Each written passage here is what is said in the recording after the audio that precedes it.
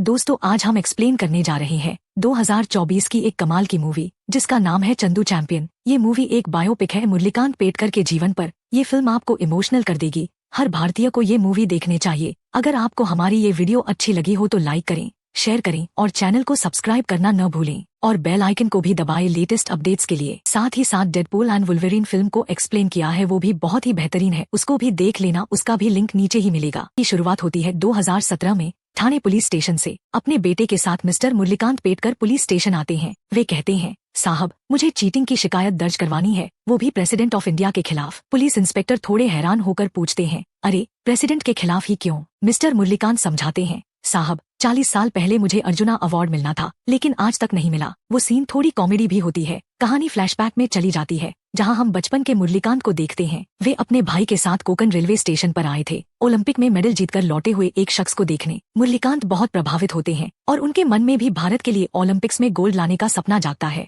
मुरलीकांत का बड़ा भाई बताता है, अब तक किसी ने इंडिया के लिए गोल्ड नहीं लाया है, सिर्फ ब्रॉन्ज और सिल्वर ही मिले हैं। मुरलीकांत का परिवार गरीब था। जब उनके पिताजी घर लौटते हैं तो पूछते हैं, बच्चों ने पढ़ाई किया नहीं? मुरलीकांत कहता है, बापू एक दिन मैं भी ओलंपिक में जाकर भारत का नाम रोशन करूंगा। पिताजी गुस्से में कहते हैं, पहले पढ़ाई पूरी कर ले, फिर देश का नाम रोशन करने की बात कर। अगले दिन स्कूल में टीचर सभी बच्चों से पूछते हैं, बड़े होकर क्या बनना चाहते हो? कोई डॉक्टर बनने की बात करता है तो कोई फौजी। जब मुरलीकांत की बारी आती है तो वे कहते हैं, मैं पहलवान बनूंगा और इंडिया के लिए गोल्ड मेडल लेकर आऊंगा। लेकिन सारे बच्चे उस पर हंसने लगते हैं। इस बात पर मुरलीकांत की बाकी बच्चों के साथ मारपीट हो जाती है। बच्चे बाहर आकर उसे ताने मारते हैं, तू कोई चैंपियन नहीं है, तू तो चंदू है, क्या बनेगा चंदू चैंपियन? तभी उसका बड़ा भाई आ जाता है और उसे छुड़ाता है। वह समझाता है, अगर तुझे अपने आप को चैंपियन कहलाना है तो पहले कुछ करके दिखा, अभी तक तूने कुछ किया ही नहीं और अपने आप को चैंपियन बता रहा है। मुरलीकांत सोच में पड़ जाता है, यह बात तो सही है, मैंने अभी तक कुछ किया ही नहीं है। वह मन ही मन ठान लेता है कि उसे कुछ करना पड़ेगा। उसका बड़ा भाई उसे गणपत उस्ताद के पास ले जाता है और कहता है, उनके पैर पकड़ ले, वही तुझे पहलवान बना सकते हैं। मुरलीकांत गणपत उस्ताद के पैरों में गिर जाता है और कहता है, मुझे कुश्ती सिखा दीजिए। काफी दिन बीतने लगते हैं। हर दिन मुरलीकांत पहलवानी के नए दावपेच देखता रहता है क्योंकि गणपत जी उसे सिखाते कुछ नहीं थे। उस अखाड़े में मुरलीकांत की उम्र के जितने भी बच्चे थे वे सब बड़े और ताकतवर थे। कई साल बीत जाते हैं और कहानी आ जाती है 1963 में। मुरलीकांत अब बड़ा हो चुका था और गांव वाले उसे चंदू चैंपियन कहकर बुलाने लगे थे। उसका नाम ही चंदू पड़ गया था। एक दिन गांव में दूसरे गांव के पहलवानों से मुकाबला होने वाला था। गणपत जी कहते हैं, पाटिल की टीम से लड़ाई है, इस बार तुम्हें हारना है, वो मेरी बहन का पति है, अगर हमने ऐसा नहीं किया तो वह बुरा मान जाएगा। गाँव के पहलवान कहते हैं, अगर हम किसी नए खिलाड़ी से हार गए तो गांव में हमारी इज्जत क्या रह जाएगी? हम जानबूझकर नहीं हारेंगे। हर कोई सोच में पड़ जाता है कि अगले दिन होने वाले दंगल में कौन लड़ेगा और जानबूझकर हारेगा। तभी उन्हें सामने से चंदू दिखाई देता है। वे सोचते हैं कि यही सबसे बेस्ट अपोनेंट रहेगा जो हारने को तैयार हो जाएगा। जैसे ही यह बात चंदू को पता चलती है वह ठान लेता है कि वह इस बार सबको गलत साबित करके ही रहेगा। तो चंदू बहुत ज्यादा सुपर एक्साइटेड हो जाता है और नेक्स्ट डे दंगल के लिए निकलने वाला होता है। तभी उसके पिताजी उसका कान पकड़ लेते हैं और कहते हैं, एक नया रुपया तो तुझसे कमाया नहीं जाता और ऊपर से दंगल में जाकर पहलवानी करने वाला है, जा पहले कुछ कमा कर लेकर आ और उसके बाद पहलवानी के लिए जाएगा। चंदू समझाता है, पापा आज बस मुझे एक मौका दे दीजिए, मुझे कई सालों के बाद पहली बार मौका मिला है दंगल में जाकर लड़ाई करने का, अपना हुनर दिखाने का और भारत के लिए ओलंपिक से एक मेडल लेकर आने का। मुझे मेरा सपना पूरा करने दीजिए। लेकिन उसके पापा कहते हैं, बेटा आज तेरा रिजल्ट आने वाला है, देखूंगा कि अगर तू पास हुआ तो दंगल जाएगा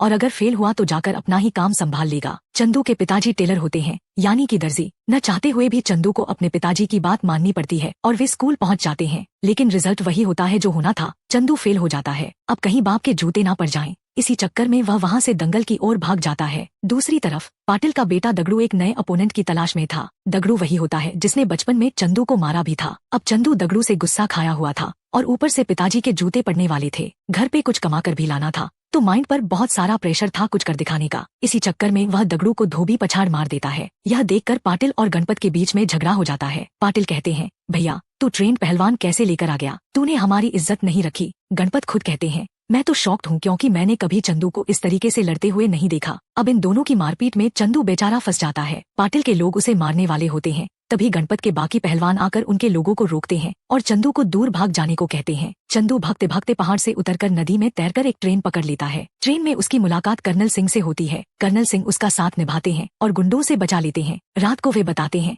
भाई मैं तो फौज की भर्ती के लिए जा रहा हूँ, तू किस लिए लोगों से भाग रहा था? चंदू उन्हें अपनी पूरी बैक स्टोरी बताता है।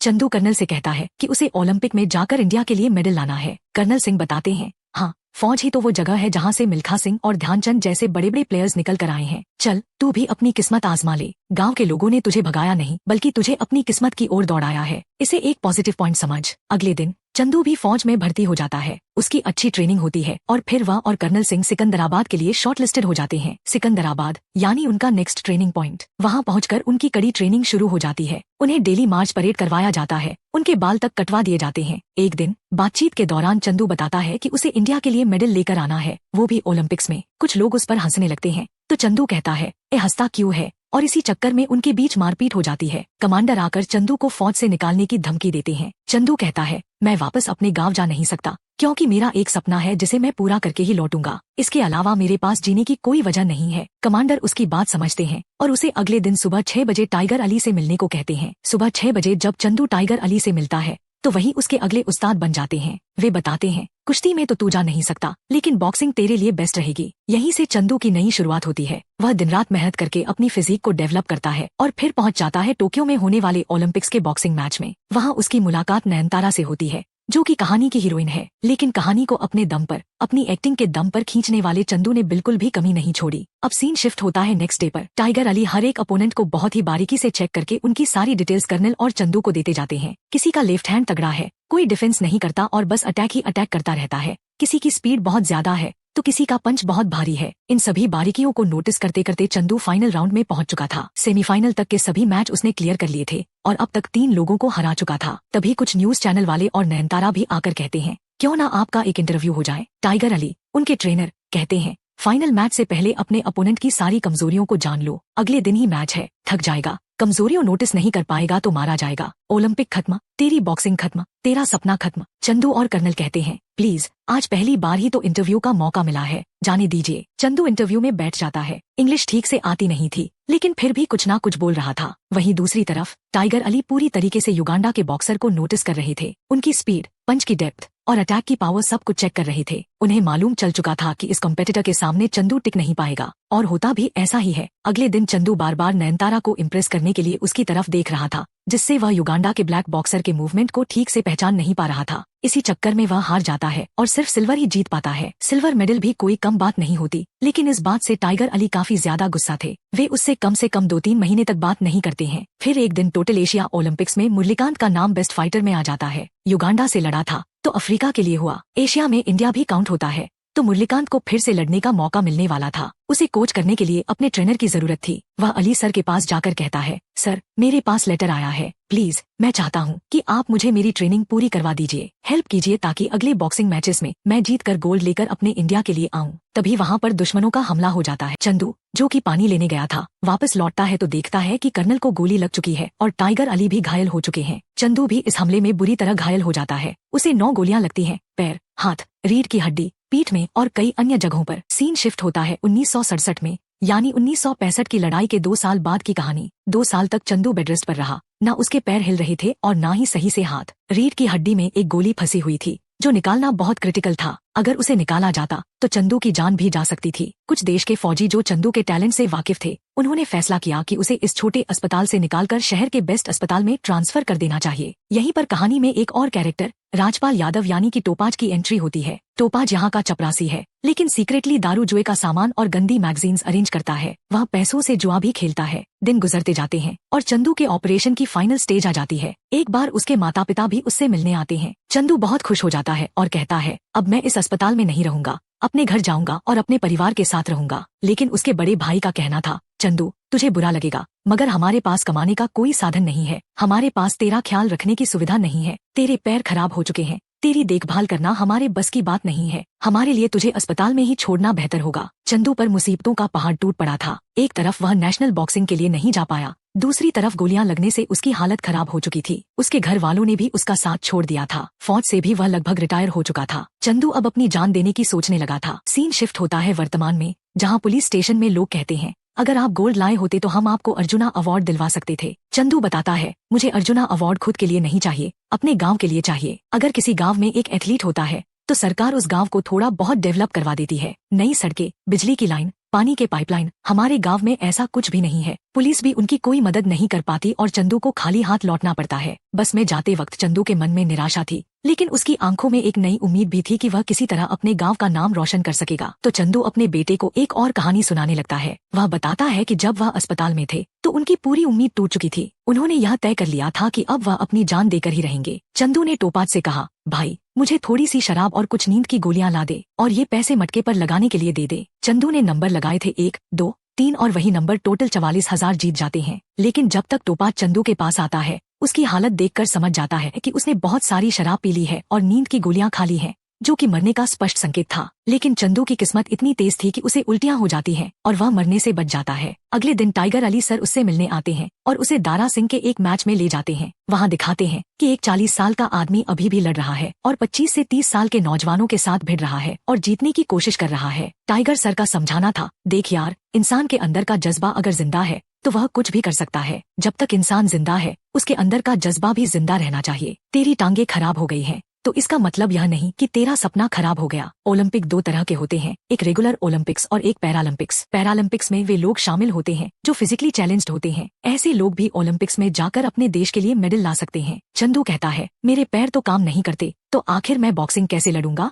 टाइगर सर का कहना था, जरूरी थोड़ी है कि तू सिर्फ बॉक्सिंग ही करे, इसमें और भी गेम्स होते हैं। इसके बाद वे उसकी स्विमिंग की ट्रेनिंग शुरू कर देते हैं। अब सीन शिफ्ट होता है वर्तमान समय में। पुलिस वाले और बाकी लोग सोचने लगते हैं कि जो मुरलीकांत पेटकर ने बातें बताई थी, क्या वे सच थी या झूठ। वे सोचते हैं कि क्यों न एक पत्रकार को इनके गांव भेजा जाए और उनका इंटरव्यू करवाया जाए। अगर सच्चाई होगी तो आपको मेडल मिल जाएगा और अगर झूठी बात होगी तो सारा का सारा ब्लेम पत्रकार पर आ जाएगा। कुछ दिनों बाद एक पत्रकार मुरलीकांत के गांव पहुंचता है और उनसे इंटरव्यू लेने की बात करता है। मुरलीकांत जी साफ साफ मना कर देते हैं और कहते हैं कि अब उन्हें अर्जुना अवार्ड की कोई जरूरत नहीं है। वे कहते हैं कि वह अपने गांव की सड़क के लिए यह सब कर रहे थे। पुलिस स्टेशन में इसलिए गए थे ताकि प्रेसिडेंट के खिलाफ चीटिंग का केस दर्ज कर सकें। लेकिन जब पुलिस ने उनका साथ नहीं दिया तो अब वे अपनी जेब के पैसे लगाकर इस गांव के लिए सड़क बना रहे थे और जिन लेबर्स की जरूरत थी वे गांव वाले खुद ही थे जो इस गांव को पूरी तरीके से तैयार कर रहे थे। यह बात उस पत्रकार को काफी छू जाती है और वह इसे अपने सीनियर्स तक पहुंचाता है। लेकिन उसके सीनियर्स इस बात की पुष्टि करना चाहते थे कि क्या सचमुच 1967 में मुरलीकांत नाम का कोई शख्स फौज में था और जो ओलंपिक्स के लिए जर्मनी गया था। इसलिए कहानी फिर से फ्लैशबैक में जाती है। यहाँ हम देखते हैं कि मुरलीकांत को पैरालंपिक के लिए सेलेक्ट कर लिया जाता है, लेकिन यह बात रिकॉर्ड्स में नहीं थी। 1980 के समय में जब कंप्यूटर आए तो कंप्यूटराइजेशन के चलते सारे रिकॉर्ड्स को उसमें डाला गया, लेकिन ये घटनाएं 1967 की थीं। सारे डॉक्यूमेंट्स मैनुअल रिकॉर्ड्स में थे, डिजिटली कुछ भी अवेलेबल नहीं था। कहानी और भी इंटरेस्टिंग हो जाती है जब मुरलीकांत की फाइल मैनुअली निकाली जाती है और उसे पढ़ा जाता है। उसमें और भी चीजें थी जो कभी किसी अखबार या रिकॉर्ड में नहीं आई। कहानी फिर से फ्लैशबैक में जाती है जहां हम जर्मनी के म्यूनिक में पैरालंपिक के स्विमर मिस्टर मुरलीकांत पेटकर को देखते हैं। दुनिया के अलग अलग देशों के कॉम्पिटिटर्स के साथ उनका मुकाबला था, लेकिन उसी रात वहां एक टेररिस्ट अटैक हो जाता है। काफी सारे खिलाड़ी उसमें मारे जाते हैं और बहुत सारे गेम्स कैंसिल हो जाते हैं, लेकिन स्विमिंग का गेम अभी भी जारी था। अगले दिन जब उनकी परफॉर्मेंस थी, मुरलीकांत ज्यादा तेज तैरने के चक्कर में दीवार से टकरा जाते हैं और उनका सिर फूट जाता है। हालांकि सेमीफाइनल राउंड क्लियर करने के लिए उनका नंबर 4 पर आना जरूरी था और वे ऐसा कर चुके थे। सीन शिफ्ट होता है नेक्स्ट डे पर। सिर फूटने की वजह से उनकी सुनने की शक्ति कम हो चुकी थी और सिर में सूजन आ चुकी थी। हड्डी में हल्का सा क्रैक होने की वजह से कान से खून भी निकल रहा था। टाइगर सर कहते हैं, तुझे इस कंपटीशन में हिस्सा नहीं लेना चाहिए। मैं डॉक्टर के पास जा रहा हूँ, तेरा ट्रीटमेंट चलेगा और हम यहाँ से इंडिया निकल जाएंगे। अगर तू तैरने के लिए पानी में उतरा तो मारा जाएगा। मुरलीकांत कहते हैं, अगर मैं इस कंपटीशन में नहीं उतरा तो भी मारा जाऊंगा। यहाँ तक आने के बाद बिना लड़े निकल जाना मेरे खून में नहीं है। मैं जीतने के लिए आया हूँ। यह कहते हुए मुरलीकांत पानी में उतरने का फैसला करते हैं। उनका हौसला और जज्बा देखते हुए टाइगर सर भी आखिरकार उन्हें सपोर्ट करते हैं। मुरलीकांत अपनी पूरी ताकत और जज्बे के साथ स्विमिंग करते हैं और फाइनल राउंड में गोल्ड मेडल जीतते हैं। फ्लैशबैक खत्म होता है और वर्तमान में पुलिस और पत्रकार मुरलीकांत की इस प्रेरणादायक कहानी से बहुत प्रभावित होते हैं। पत्रकार मुरलीकांत का इंटरव्यू लेने का फैसला करता है ताकि उनकी कहानी दुनिया के सामने आ सके। मुरलीकांत अपने गांव की सड़क के निर्माण के लिए लगे हुए थे और उन्होंने साबित कर दिया था कि इंसान का जज्बा कभी नहीं मरता। वह अपने गांव के हीरो बन गए और उनकी कहानी ने लोगों को यह सिखाया कि सच्चे हौसले और मेहनत से कुछ भी संभव है। वहीं हम उनकी पुरानी कुछ यादों को देख पाते हैं, कैसे पाटिल के लोग उन्हें पत्थर मार रहे थे, फौज में उन पर गोलियां चल रही थी, घर वालों ने उन्हें छोड़ दिया था, जंग में वे कई बार हारे। ये सारी यादें और उनका सारा जोश और जुनून उन्हें मजबूती देते हैं। फाइनली मुरलीकांत पेटकर 1972 के स्विमिंग कंपटीशन में जीत जाते हैं, जो भारत के लिए गर्व की बात थी। सीन शिफ्ट होता है प्रेजेंट टाइम में। अब यह कहानी पार्लियामेंट तक पहुंच चुकी होती है। बड़े बड़े राजनेता उनसे मुलाकात करते हैं और उन्हें अर्जुना अवार्ड नहीं बल्कि पद्म भूषण अवार्ड से सम्मानित किया जाता है। इस बेहतरीन मूवी का अंत होता है। अंत में कुछ वास्तविक फोटोज जो उनकी असली जिंदगी से जुड़ी होती हैं दिखाई जाती हैं। यह मूवी बहुत ही अच्छी थी और मुझे भी पर्सनली बहुत बढ़िया लगी। यह कहानी यानी मुरलीकांत जी पेटकर की और भी लोगों तक पहुंचनी चाहिए। तो दोस्तों, यह थी चंदू चैंपियन फिल्म की कहानी। उम्मीद है ये बायोपिक आपके दिल को छू लेगी। वीडियो को लाइक और चैनल को सब्सक्राइब कर लें। इस फिल्म में आपका फेवरेट सीन कौन सा है वो कमेंट कर देना, या फिल्म अच्छी लगी हो तो हार्ट कमेंट कर देना, मुझे अच्छा लगेगा और मोटिवेशन मिलेगा। और अगला एक्सप्लेनेशन आप कौन से मूवी में देखना चाहेंगे वो भी कमेंट कीजिएगा। साथ ही साथ कल की 2898 एडी नाम की फिल्म को एक्सप्लेन किया है, वो भी बहुत ही बेहतरीन है, उसको भी देख लेना, उसका भी लिंक नीचे ही मिलेगा।